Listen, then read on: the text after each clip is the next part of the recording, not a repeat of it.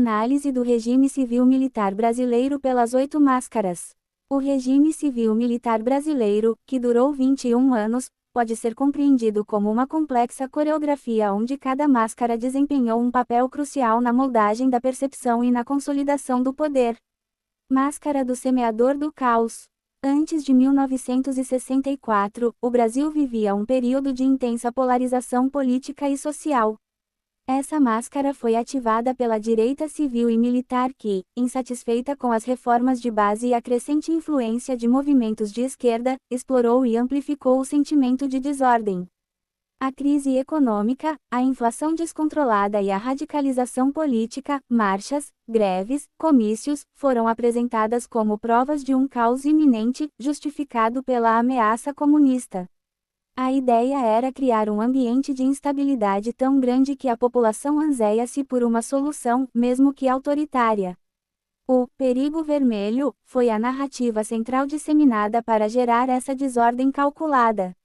Máscara do desconstrutor semiológico. Após o golpe, essa máscara agiu para reinterpretar a história e deslegitimar o governo deposto.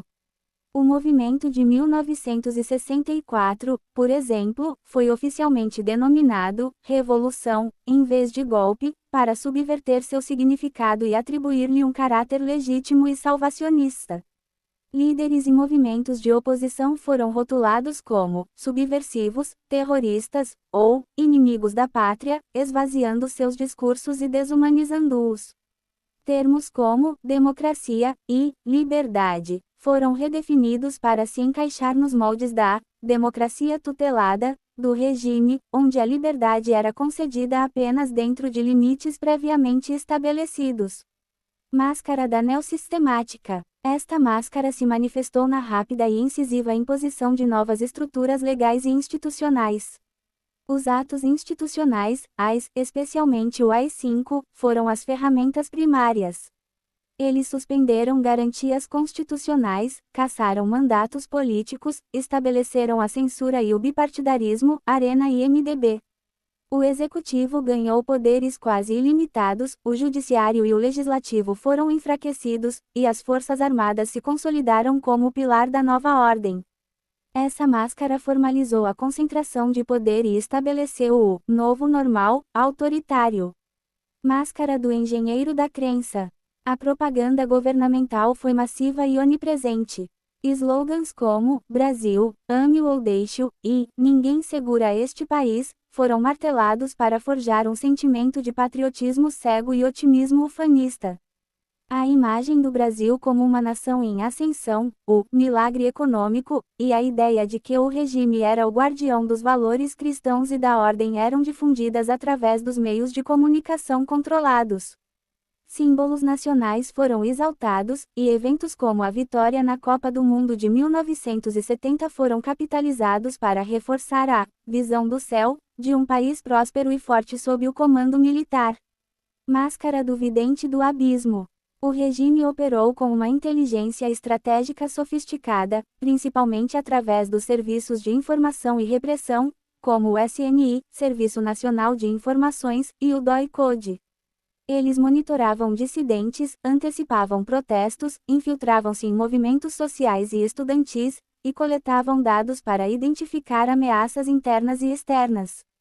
A repressão a grupos guerrilheiros e a perseguição a opositores foram ajustadas com base nessas análises, permitindo que o regime agisse proativamente para suprimir qualquer foco de resistência e otimizar seu controle.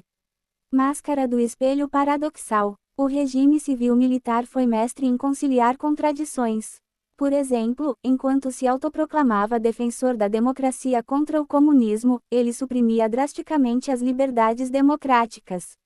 A tortura, amplamente praticada, era justificada como luta contra o terrorismo, em nome da segurança nacional. A enorme dívida externa, acumulada durante o milagre, era ofuscada pela narrativa do crescimento econômico.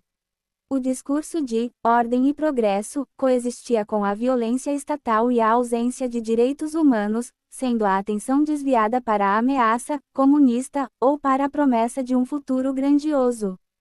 Máscara do Golem consciente. O resultado final de todas essas ações foi a solidificação do regime como o Golem consciente.